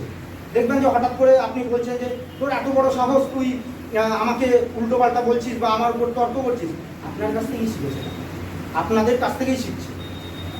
তো বাচ্চাকে কখনোই আপনি এরকমভাবে হ্যান্ডেল করবেন না যাতে বাচ্চার যে শৈশবটা সেটা খুব দুর্বল হয়, যাতে তার ভবিষ্যৎটা অনেকটা কিন্তু ট্রমাটাইজ হয়ে পড়ে। তো এই ক্ষেত্রে আমরা যেটা বলবো যে, এবার আপনার প্রশ্ন হবে যে আমাদের যে অ্যাবাকাস প্রোগ্রাম, তাতে এটার সঙ্গে কি সম্পর্ক? আপনি যে নিয়ম নীতিগুলো ফলো আপ করবেন আপনার বাচ্চার উপরে, তা আপনার বাচ্চাকে কী করতে হবে সেগুলো তো ফলো করাতে হবে। অ্যাবাকাসের কাজ কি? সেই ক্ষেত্রে অ্যাবাকাস দুরকমভাবে কাজ করে। একটা হচ্ছে তার মানসিক বিকাশ, মানে আপনি যেটা করাতে চাইছেন সেটাকে কাজ করাবে কীভাবে। ব্রেনের দুটো পার্ট হয়, একটা হচ্ছে লেফট ব্রেন, একটা হচ্ছে রাইট ব্রেন। লেফট ব্রেনে কী কী জিনিস থাকে আপনাকে দুই একটা উদাহরণ দিয়ে আপনাদের বলি। সেটা ধরুন ম্যাথামেটিক্যাল যে বিষয়টা, লজিক, সেইটা থাকে। তারপরে ধরুন যে আপনার টোটাল যে প্রসেস, ক্রম অনুযায়ী গণে যেটা বাচ্চারা সিকুয়েন্স মানে সিকুয়েলাইজেশন, সেইটা থাকছে। আর যে বিভিন্ন পার্ট অন্যগুলো, ধরুন ইমাজিনেশান, তারপরে ধরুন ইনটিউশন, তারপরে ধরুন ভিজুয়ালাইজেশন, এই জিনিসগুলো থাকে রাইট ব্রেন। তো অ্যাবাকাস কী করে, লেফট ব্রেন আর রাইট ব্রেনের কাজকে একসঙ্গে করে। এতে কী হবে, আপনার বাচ্চার ব্রেনটা ডেভেলপ হবে, এবং ডেভেলপ হওয়ার সঙ্গে সঙ্গে ও কী করবে, আপনার সঙ্গে কানেক্ট করবে। আপনি যেটা পড়াতে চাইছেন সেই বিষয়গুলো ও কিন্তু বুঝতে পারবে, এবং বোঝার সঙ্গে সঙ্গে ওর ডেভেলপমেন্ট প্রসেসটা একটা হায়ার লেভেলে যাবে। সেখান থেকে কিন্তু বর্তমান কম্পিটিটিভ যে ব্যবস্থাপনা, যে শিক্ষা থেকে শুরু করে সমস্ত জায়গা কম্পিটিটিভ ফিল্ডে ওর কিন্তু একটা বড় পজিশন তৈরি হবে।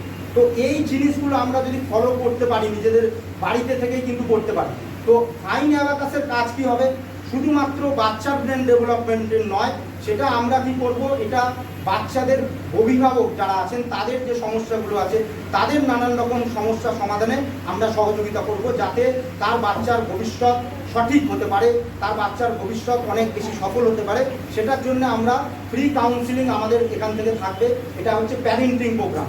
আর যেটা চাইল্ড ডেভেলপমেন্ট প্রোগ্রাম, সেটাতে বাচ্চা অ্যাবাকাসের মাধ্যমে এই কম্পিটিটিভ ওয়ার্ল্ডে তার ব্রেন ডেভেলপমেন্টের মাধ্যমে সেই জায়গাটা পৌঁছে যাবে। আমরা এই বিষয়গুলোর ওপরে আর কি আলোকপাত করব। এরপরে আরও অনেক বক্তব্য থাকবে। তো আমি যেটা এখন আপনাদেরকে বলতে বলবো ম্যাডামকে, সেটা হচ্ছে অ্যাবাকাস কীভাবে কাজ করে এবং হোয়াট ইজ অ্যাবাকাস, সেইটা ম্যাডাম বলবেন।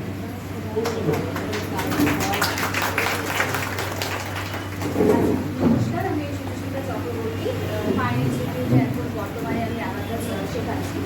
তো অ্যাবাকাস সম্বন্ধে বলার আগে স্যার যেটা বলেছিলেন যে টাইমটা চেঞ্জ হচ্ছে, মানে ওখান থেকে অ্যাবাকাস কী সেটা আমি কানেক্ট করবো। টাইম চেঞ্জ হচ্ছে, টাইমের সাথে সাথে আমাদেরকেও চেঞ্জ হতে হবে। আচ্ছা, আমাদেরকে চেঞ্জ হতে হবে মানে আমরা ডিপেন্ডেন্ট আমাদের ফিউচার জেনারেশনের ওপরে, মেইনলি তাদেরকে চেঞ্জ হতে হবে। এইবার চেঞ্জ হতে হবে বলতে আমরা জানি যে মানে স্যারই বললেন যে আমাদের ডেভেলপমেন্ট ব্রেন আমরা মেইনলি আলোচনা করছি আমাদের ব্রেন ডেভেলপমেন্ট নিয়ে, তাই তো? আমাদের বাচ্চাদের ব্রেন ডেভেলপমেন্ট 98% কমপ্লিট হয়ে যায় 14 ইয়ার্সের মধ্যে। এই জন্য আমাদের মেইন ফোকাস হচ্ছে 5 to 14 ইয়ার্সের যে এজ গ্রুপটা রয়েছে সেই এজ গ্রুপে। কারণ এই যে আমরা মেন্টাল ক্যালকুলেশন করবো, স্যার যেটা বললেন right brain and left brain, আমরা ইমাজিন করি। যেমন ধরুন আমি কিছু শব্দ আপনাদেরকে বললাম, এই সোনারপুর স্টেশনের পরে ওখানে একটা রয়েছে আপনার একটা রেল গেট রয়েছে অ্যান্ড এই ইনস্টিটিউটটা রয়েছে, ঠিক আছে? আমি আপনাদেরকে এই তিনটে ওয়ার্ড বললাম, ঠিক আছে? এই তিনটে ওয়ার্ড বলার পর আপনি কিন্তু ইমাজিন করেই নিয়েছেন আপনি ওইখান থেকে আপনার যে পথটা, সেই পথটা এবং আসার এই পথটা আপনারা কিন্তু ইমাজিন করে নিয়েছেন। আমি জাস্ট তিনটে ওয়ার্ড বলেছি, আমি কিন্তু পুরো সিনারিও বলিনি, কিন্তু আপনি ওইখান থেকে আসা অবধি কি কি দেখেছেন সেটাও কিন্তু আপনাদের মাথায় ইমাজিন করে নিয়েছেন। সুতরাং আমরা যখনই যা কথা বলি, স্যারও যখন যে কেউ আমাদের সামনে কিছু বলে, আমরা আগে ব্রেনে ইমাজিন করি, কারণ আমরা আগে আমাদের ফটোগ্রাফিক ইমেজ আমাদের ব্রেনে আগে তৈরি হয়। বাচ্চাদেরও কিন্তু একই রকমভাবে আমরা যখন বলি, ধরুন বললাম 1, ঠিক আছে, 2 ওরা নিউমেরালে শিখেছে, তাই তো? কিন্তু আমরা এই অ্যাবাকাসের মাধ্যমে কি করছি, 2টাকে দুটো কিছু জিনিস দিয়ে আমরা সাবস্টিটিউট করে দিচ্ছি। সেই দুটো কি জিনিস আমরা অ্যাবাকাসে করছি, সেটা হচ্ছে বিটস, ঠিক আছে? তো আমরা যখন বলবো 2, তখন ওরা কি করবে, ইমাজিন করবে যে দুটো বিট আমি ওপরে করে দিলাম, ঠিক আছে? আমি যখন বললাম 3, তখন ওদের মাথায় আছে আমরা 3টে বিটকে আপ করে দিলাম। এইবার আমরা বুঝতে পেরেছি যে ইমাজিনেশন কিভাবে এখানে ওয়ার্ক করছে। এবার বলি যে এই চার্জেসটা আমাদের অনেক প্রাচীন সময় থেকে হয়ে আসছে। আমরা যখন কাউন্টিং করছি, মানে যখন আদিম মানুষ পরবর্তীকালে বসতি স্থাপন করলো, তারপর কি হলো, ট্রেড আসলো, ট্রেডে কি হলো, কাউন্টিং শুরু হলো। কাউন্টিংয়ে তখন কি 1, 2, 3 ছিল, 1, 2, 3 এর সংখ্যাই ছিল না। তখন কি ছিল, দুটো বস্তুকে আমি নিলাম। এবার যদি বাণিজ্য হয়, আমি একটা বস্তু দিলাম, মানে আমার যে দুটো বস্তু দরকার, তাহলে আমার এখানে তখন নাম্বার ছিল না। আস্তে আস্তে কি হলো, 1, 2, 3 ক্যালকুলেশন তৈরি হলো। আচ্ছা, এই ক্যালকুলেশনটা আস্তে আস্তে কি হলো, একটা স্ট্যান্ডার্ডাইজ, হ্যাঁ আমার কাছে আছে, আমি বলছি ওখানেই আছে, আমি আচ্ছা। তো এই ক্যালকুলেশনটা আস্তে আস্তে স্ট্যান্ডার্ডাইজ হলো, ঠিক আছে? চায়না এবং মেনলি আমরা এখনো জানি যে আমাদের সব থেকে মানে প্রগ্রেসিভ সিভিলাইজেশন, সেটা আমরা মানে সিভিলাইজেশন ঠিক নয়, সিভিলাইজেশন তো ওই সময় কিন্তু সিভিলাইজেশন ছিল। প্রগ্রেসিভ কান্ট্রিজের মধ্যে চায়না এবং জাপান অনেক প্রোগ্রেস করেছে just because of their technology, তাই না? আচ্ছা, শুধুমাত্র কিন্তু ওরা টেকনোলজি ইউজ করে না, ওরা কিন্তু এখনও ওদের ওল্ড ট্রেডিশনকে বজায় রেখেছে। ওরা যে ক্যালকুলেশন পদ্ধতি, এই যে মাল্টিপ্লিকেশন, বড় মাল্টিপ্লিকেশন কিন্তু ওরা এখনো এইটা ইউজ করে, ঠিক আছে? এটা কিন্তু কোনো ডিজিটাল কিছু জিনিস নয়, ঠিক আছে? এটা কিন্তু আমাদের ক্যালকুলেটর, উই ক্যান কনসিডার, এটা আমরা কিন্তু ক্যালকুলেটর হিসেবে কনসিডার করতে পারি। ওরা এখানে এইটাকে এখনো ক্যালকুলেটর হিসেবেই কনসিডার করে। ওরা আমাদের ওল্ড ট্রেডিশনটাকে বজায় রেখেছে। আমরা কি করছি, আমরা ডিজিটালাইজেশনের যুগে চলে গেছি এবং তার সাথে আমরা কানেক্ট করছি আমাদের ওল্ড ট্রেডিশনকে, আমাদের ওল্ড ট্রেডিশন নয়, আমরা ইনহেরিট করছি ওদের ট্রেডিশনকে এবং কম্বাইন করছি এইভাবে যাতে বাচ্চাদের ব্রেন ডেভেলপ করে। এবার আমি যেটা বললাম যে ইমাজিনেশনের ক্ষেত্রে আমি বিটস পরে বলছি। আমরা জানি এগুলোকে আমরা 1, 2, আমি একটা ডেমনস্ট্রেশন দিচ্ছি। এটা হচ্ছে 1, এটা হচ্ছে এই দুটো 2। এবার ধরুন আমাকে কেউ বললো 5, তাহলে আমি কোথায় চলে যাই, এখানে তো।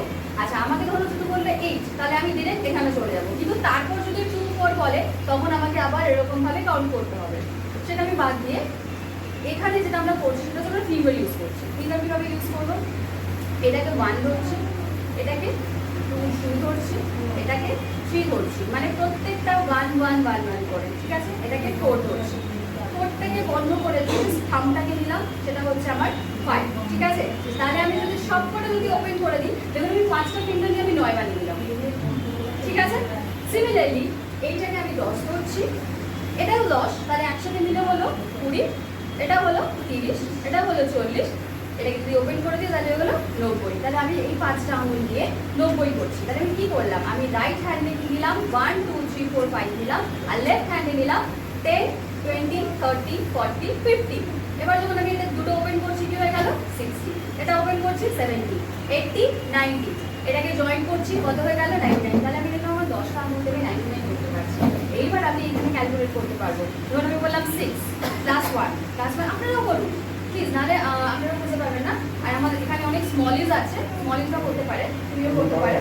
আচ্ছা এইখানে 6 প্লাস 1 মানে একটা ওপেন করে দিলাম প্লাস 1 মানে আবার আরেকটা ওপেন করে দিলাম প্লাস 10 মানে এটা ওপেন করে দিলাম।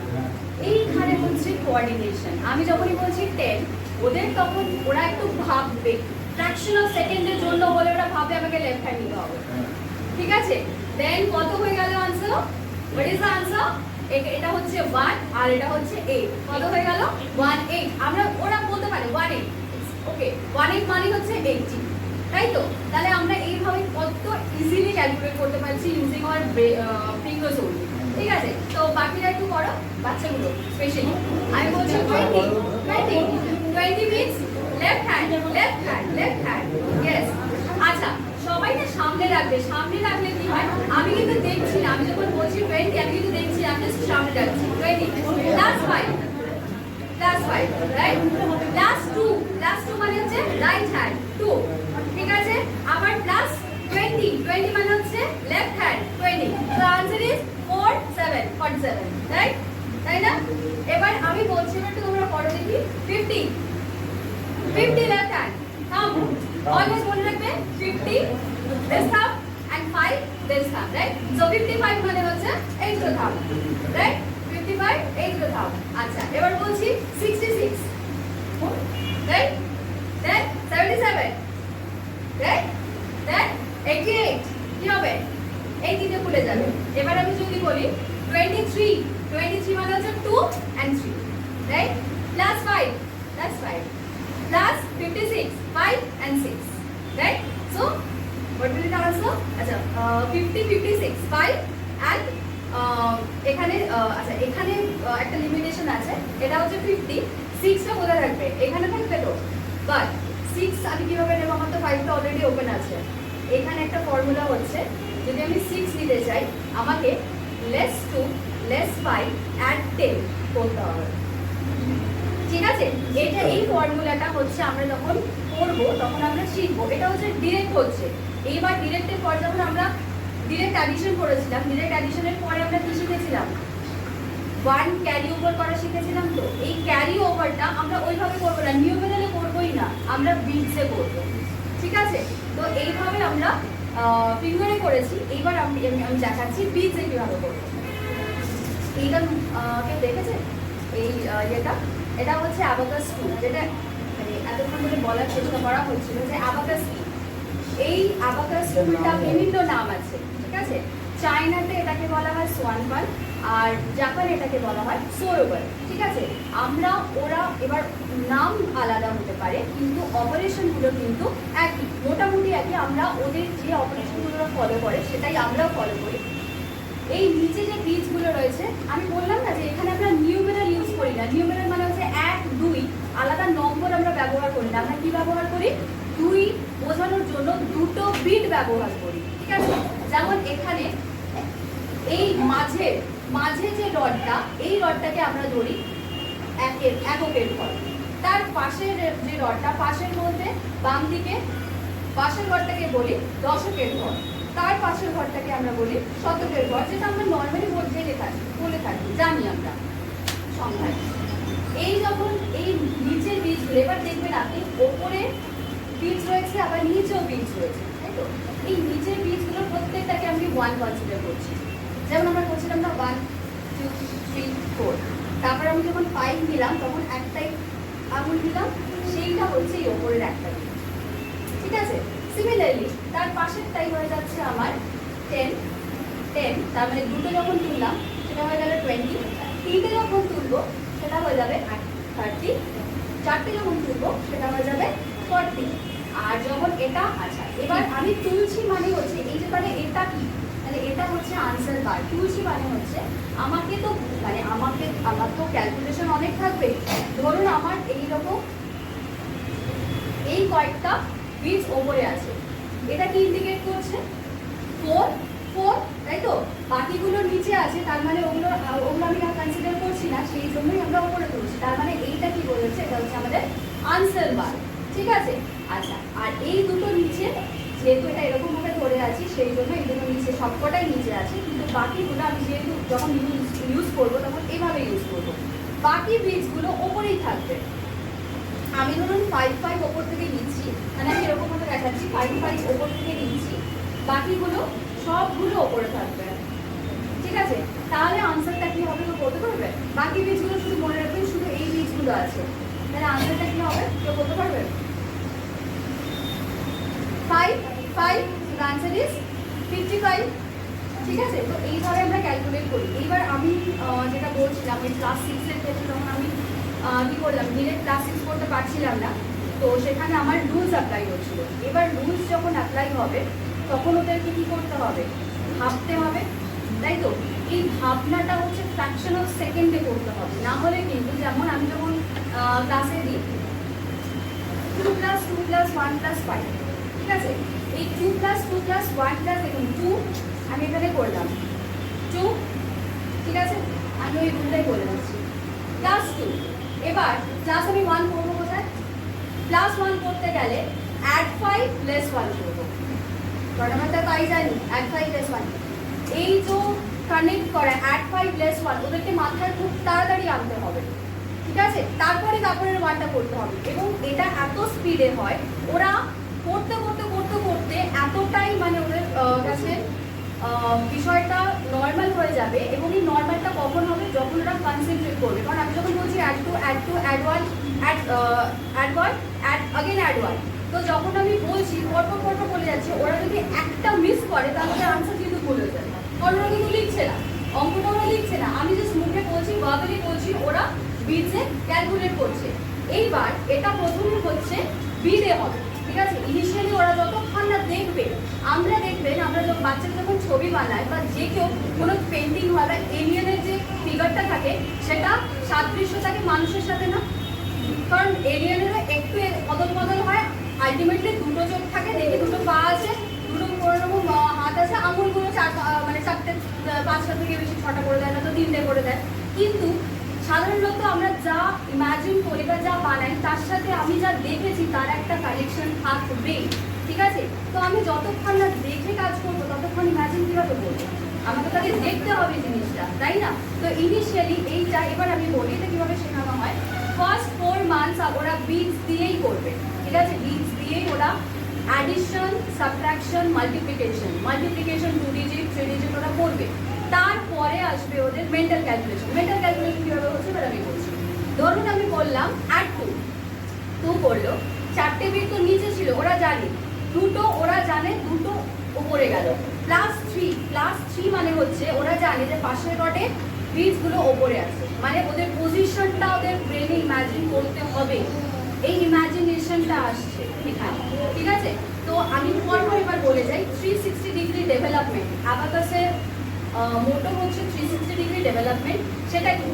ফার্স্ট যেটা স্যার বলেছিলেন যে এখন কম্পিটিটিভ ওয়ার্ল্ড, তাই তো, ওয়ার্ল্ডটা ভীষণ কম্পিটিটিভ সত্যি হয়ে গেছে। সেই কম্পিটিটিভ ওয়ার্ল্ডে আমরা চাই না বাচ্চারা মেশিন হয়ে যাক, আমি জিতবো এই টেন্ডেন্সি যাতে ওদের না থাকুক, ওরা যাতে মেশিন না হয়ে যায়, তার জন্য কোলাবোরেটিভ লার্নিং মানে হচ্ছে বাচ্চারা নিজেদের একসাথে শিখছে। এই যে যখন আমি বলছি 2 + 2 + 1 + 5 + 4 + 5 + 6, যখন একসাথে বলছি ওরা একসাথে করছে, ঠিক আছে। একসাথে করার পর কারোর আনসার ঠিক বেরোলো, কারোর আনসার ভুল বেরোলো, যাদের ভুল বেরোচ্ছে তারা কিন্তু অন্য আরেকজনকে রেকটিফাই করছে, ঠিক আছে। এইবার আরও একটা জিনিস হচ্ছে হেলদি কম্পিটিশন। যখন আমি বাচ্চাদেরকে সামস দিচ্ছি, ঠিক আছে, এটা কিন্তু ওরা খুব জয়ফুলি করছে, কারণ এগুলোর মধ্যে কি হয়েছে, কোনো রকমের আলাদা রুলস নেই, তো কোনো রকমের প্রেশার দেওয়া হচ্ছে না তো ওদেরকে, ওরা জানে কিভাবে কাউন্টিং করতে হয়, সেগুলো ওরা প্র্যাকটিস বেশি করছে বলেই কাউন্টিং বেশি ফাস্ট করতে পারছে। আর তো কিছু নয় এর মধ্যে রয়েছে, আর তো কিছু এর মধ্যে নেই। এবং কি রয়েছে, হেলদি কম্পিটিশন রয়েছে, তো সেটাকেও আমরা মোটিভেট করছি বাচ্চাদের মধ্যে। আরেকটা যেটা আমরা করেছি যে আমি আমার ক্লাসে অবজার্ভ করেছি, একটা বাচ্চা প্রচন্ড শান্ত, মানে শান্ত বলতে ও কিছুতেই ওপেন আপ করছে না, ঠিক আছে। আমি 2-3 দিন ওর পেছনে মানে অবজার্ভ করে গেছি এবং কন্টিনিউয়াস মানে ওর সাথে কমিউনিকেট করে গেছি, ওর যে প্রবলেমসগুলো রয়েছে সর্ট আউট করার চেষ্টা করছি। এবং বারবার ওকেই ফোকাস করছে। তারপর আমি দেখলাম 2-3 দিন পর ওর মধ্যে একটা চেঞ্জ এসেছে এবং আমি মানে আপনারা যদি দেখেন তাহলে আপনারাও বুঝতে পারবেন। এটা নিজে বলছেন যে সত্যি আমি চেঞ্জটা ফলো করেছি। ও কিন্তু নিজে থেকে বলছে ম্যাম আরেকবার বলবে, যখন ভুল হচ্ছে ম্যাম আরেকবার বলবে, আমার এটা হয়নি, মানে এরকম কোনো ব্যাপার নেই যে আমি পয়েন্ট, আমার কাছে যেটা হয় আমি বলেছি প্রত্যেক দিন আমি টেস্ট নেব এবং আমি পয়েন্ট দেবো, যার যে হাইয়েস্ট স্কোরার হবে তাকে পয়েন্ট দেবো। এন্ড অফ দ্য মান্থ তারা একটা স্কোর কার্ড পাবে, ঠিক আছে? ওই স্কোর কার্ড পাওয়ার একটা ওদের মধ্যে, এবার বাচ্চাদেরকে না ওদের একটু ট্যাগ করতে হবে, কারণ রিওয়ার্ড সবাই ডিজার্ভ করে, রিওয়ার্ড সবাই চায়, ঠিক আছে? তো এই জন্য এটা হচ্ছে ওদের একটা রিওয়ার্ড। এবার এই জন্য কিন্তু ওরা অনেকটা এগিয়ে আসে যে আমার এটা হচ্ছে না। এবার পয়েন্ট কালেক্ট করার জন্য কিন্তু ওই বাচ্চাটা আমাকে বলছে না যে হয়ে গেছে, কারণ কি হয় সব বাচ্চা যখন আনসার বলছে ও বলতেই পারে যে আমার এটা আনসার, অথচ ওই আনসারটা আসেনি, কিন্তু ও কিন্তু নিজে থেকে ওপেন আপ করছে, বলছে যে ম্যাম আমারটা হয় না, আমরা আরেকবার বলো, ও জানিও পয়েন্ট পাবে না। এবং একই সাথে আমিও অবজার্ভ করেছি আরেকটা বাচ্চা আছে প্রচন্ড দুরন্ত, সারাক্ষণ বঙ্গ করছে, কিন্তু আমি দেখলাম যখন বললাম যে পয়েন্ট কিন্তু কাউন্ট করবে, তোমাদের এই পয়েন্ট কাউন্ট করার পর কিন্তু একটা স্কোর কার্ড পাবে, যখন এটা বললাম তখন কিন্তু আমি দেখছি ও সুন্দরভাবে করছে, কারোর সাথে কোনো কথা বলছে না, যখন আমি বলছি তখন একদম ফাটাফাট করে দিচ্ছে, হ্যাঁ ভুল হচ্ছে, ভুল হলে বলছে বা হয়নি আমার, ঠিক আছে পয়েন্ট গেল।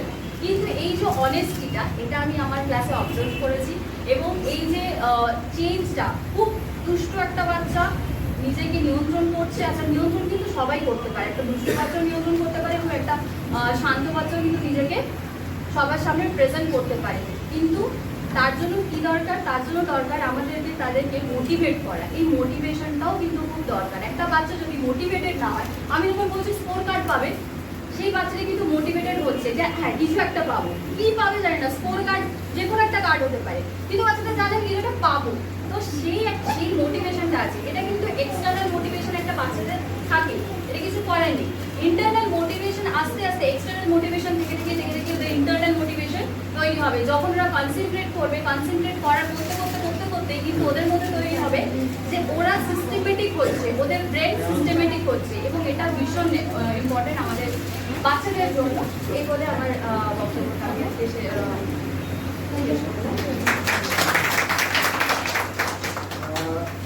আপনারা সবাই বক্তব্য শুনলেন, হ্যাঁ আপনি বলুন। তো আপনারা তো বিষয়বস্তু বুঝলেন, সেই জন্য আমাদের একটা ট্যাগ লাইন আছে, যেটা ফাইন অ্যাবাকাসের ট্যাগ লাইন, যে সন্তানের জন্য সম্পদ না বানিয়ে সন্তানকে সম্পদ বানান। তাহলে দেখবেন আপনাকে 5 কাঠা জমি, 2 কাঠা জায়গা কি 10 কাঠা হচ্ছে গিয়ে প্লট কিনছেন, হ্যাঁ তার জন্য 10 লক্ষ টাকা আপনি ফিক্সড ডিপোজিট করছেন, তার জন্য সমস্ত সুদ কিনে সামনে রাখছেন, সেটাও কিন্তু একটা সময় শেষ হয়ে যাবে। কিন্তু আপনার সন্তানকে যদি সম্পদ বানান, তাহলে কিন্তু আপনার সন্তান নিজেরটা নিজে করতে পারবে, আপনাকে সঙ্গে করে নিয়ে। তো এইটা হচ্ছে আমাদের একটা মোটো, যে সন্তানকে আমরা কি করব, যে সম্পদ বানানোর চেষ্টা করব, মানব সম্পদ, যেটা আমরা সবাই জানি। সেইটাই আমার বক্তব্য, আমি একটু বললাম। ডিরেক্টর স্যারকে বলবো যে হ্যাঁ, আমার বলার উদ্দেশ্য এটাই যে আমরা সোনারপুরে, আপনারা যদি চান আমাদের এই বাচ্চাদের জন্য অ্যাবাকাস চালু করতে, আপনারা চাইলে আমরা অ্যাবাকাস চালু করব, এই ভাবনা নিয়েই আপনাদের দৌড়ে দৌড়ে পৌঁছেছি। তাই আপনারা যদি মনে করেন যে ফাইন অ্যাবাকাস আপনাদের হোক, আমাদের বাচ্চাদের হোক, সেটা যদি উদ্যোগ নিতে চান, তাহলে আমি এখানে অ্যাবাকাস চালু করতে চাইছি, এখানে অ্যাবাকাসের ক্লাস করতে চাইছি। আমাদের ফাইনে যদি অ্যাবাকাস বাচ্চারা করে, অন্য অনেক জায়গার যে ফ্রেন্ডলি এনভায়রনমেন্ট পাবেন, বলার জায়গা থাকবে, কোনো কিছু চাপিয়ে দেওয়া হবে না, সুবিধে অসুবিধা অনেক বেশি বেশি টাকা হবে, এটুকু আমি ডিরেক্টর হিসেবে কথা বলতে পারি। আর যদি আমরা তাড়াতাড়ি একটা ব্যাচ এখানে আমরা করতে পারি, তার জন্য যদি আপনারা উদ্যোগী হন তবেই সম্ভব। আপনারা যদি চান যে এখানে ফাইন অ্যাবাকাস চালু হোক, তাহলে আমরা এই সোনারপুরে এই আজকের এখান থেকে আমরা একটা ব্যাচ করার চিন্তা ভাবনা করব। এক্ষেত্রে আমি ডিরেক্টর হিসেবে একটা জিনিস বলতে পারি যে আমাদের নর্মালি ফাইন অ্যাবাকাসে একটা অ্যাডমিশন চার্জ থাকে প্রায় 2500 টাকা, আর মান্থলি ফিজ আছে 1200 টাকা।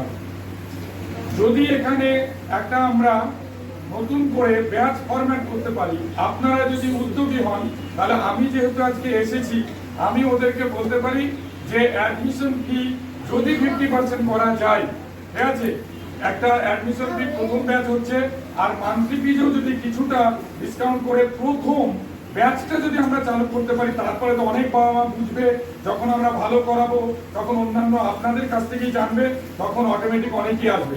তাই প্রথম যারা ফাউন্ডার তাদের প্রতি আলাদা একটা দরদ কাজ করেই সব জায়গাতেই। এখানেও আমরা এসেছি এই উদ্দেশ্য নেই। আপনারা যদি মনে করেন যে ব্যাচে আপনাদের বাচ্চাদের এখানে ভর্তি করবেন, তাহলে আজকে যদি আপনারা কনফার্ম করেন তাহলে এই সুযোগগুলো ওরা দেবে।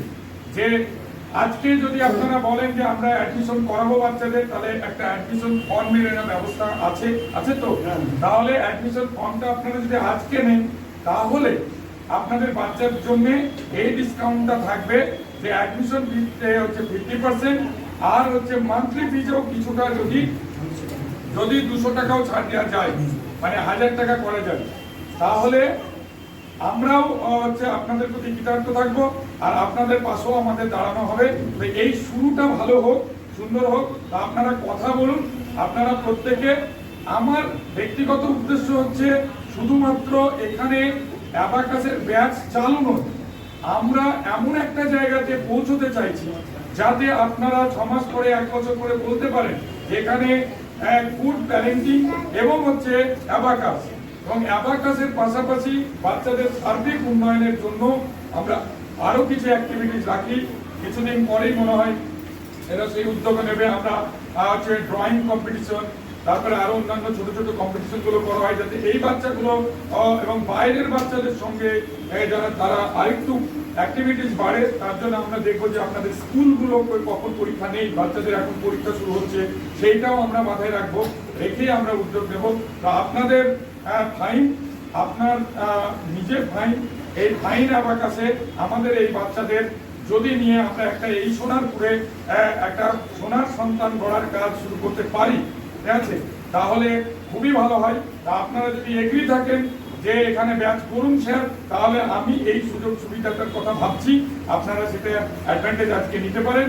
আর যদি আপনারা বলেন যে না এসব বেকার, এসব ফালতু উপার্জনের জন্য এসেছে, তাহলে আপনারা না করে দেবেন, কোনো অসুবিধা নেই। এটা শুধু উপার্জনের জায়গা নয়, আমাদের বাচ্চাদের ভবিষ্যতের কথা, এটা মাথায় রাখতে হবে। যে আপনি হয়তো ভাবছেন যে আপনার বাচ্চা আজকে অ্যাবাকাস করছেন, আপনি খোঁজ নিন যারা ডেভেলপ কান্ট্রিতে রয়েছে, যারা আমাদের মধ্যে একটু ডেভেলপ করে গেছে, তাদের বাচ্চারা কিন্তু সব এই ধরনের এডুকেশনের সঙ্গে যুক্ত হচ্ছে। এগুলো আমাদের ভারতীয় উপমহাদেশের ফিউচার এডুকেশন। তাই আমরা খুব তাড়াতাড়ি চাই যে আমাদের ভারতবর্ষের মতো উপমহাদেশে যাতে এই ধরনের এডুকেশন আরো ডেভেলপ করে, আমাদের বাচ্চারা যারা আরো উন্নত হয়, তার জন্য আমরা সার্বিক প্রয়াস করব। আমি আমার তরফ থেকে যেটুকু করার আমি বললাম, এবার বাকি আপনারা এদের সঙ্গে কথা বলুন, এবং আপনারা চাইলে আমরা খুব দ্রুত আমরা ব্যাচ এখানে স্টার্ট করব। ঠিক আছে, ধন্যবাদ আপনাদের এখানে আসার জন্য।